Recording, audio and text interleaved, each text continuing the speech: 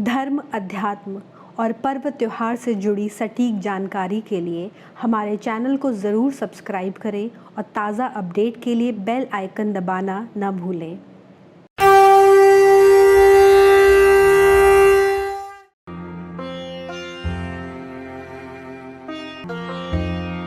जिउतिया व्रत कथा।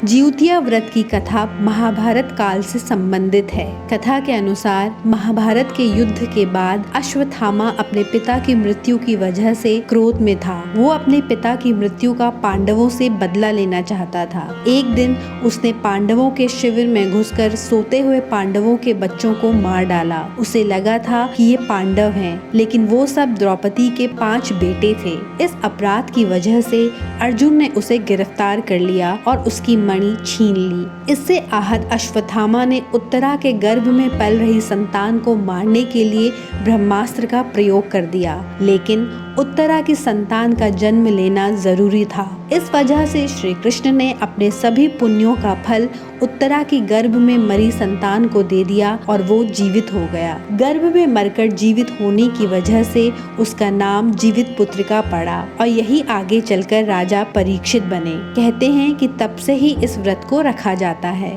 जीवित पुत्रिका व्रत के साथ जीमूत वाहन की कथा भी जुड़ी हुई है। कथा इस प्रकार है। गंधर्वों के राजकुमार का नाम जीमूत वाहन था।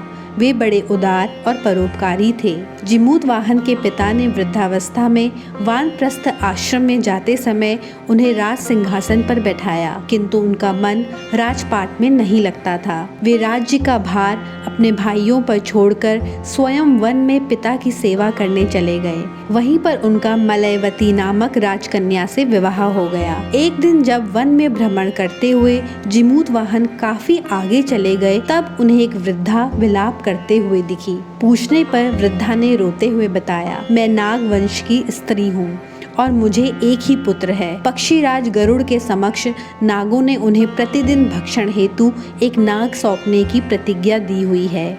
आज मेरे पुत्र शंखचूड़ की बलि का दिन है। जीमूत वाहन ने वृद्धा को आश्वस्त करते हुए कहा, डरो मत, मैं तुम्हारे पुत्र के प्राणों की रक्षा करूंगा। आज उसके बजाय मैं स्वयं अपने आप को उसके लाल कपड़े में ढककर वधशिला पर लेटूंगा। इतना कहकर जीमूत वाहन ने शंखचूड़ के हाथ से लाल कपड़ा ले लिया और वे उसे लपेटकर गरुड़ को बलि देने के लिए चुनी हुई वधशिला पर लेट गए। नियत समय पर गरुड़ बड़े वेग से आए और वे लाल कपड़े में ढके जीमूत वाहन को पंजे में दबोचकर पहाड़ के शिखर पर जाकर बैठ गए। अपने चंगुल में गिरफ्तार प्राणी की आंख में आंसू और मुंह से आह निकलता न देखकर गरुड़ बड़े आश्चर्य में पड़ गए। उन्होंने जीमूत वाहन से उनका परिचय पूछा। जीमूत वाहन ने सारा किस्सा कह सुनाया। गरुड़ जी उनकी बहादुरी और दूसरे की प्राण रक्षा करने में स्वयं का बलिदान देने की हिम्मत से बहुत प्रभावित हुए। प्रसन्न होकर गरुड़ जी ने उनको जीवन दान दे दिया तथा नागों की बलि न लेने का वरदान भी दे दिया। इस प्रकार जीमूत वाहन के अदम्य साहस से नाग जाति की रक्षा हुई और तब से पुत्रों की सुरक्षा हेतु जीमूत वाहन की पूजा की प्रथा शुरू हो गई। जितिया व्रत बेहद मंगलकारी और पुण्यकारी है। आप सभी को जितिया व्रत की ढेर सारी शुभकामनाएं।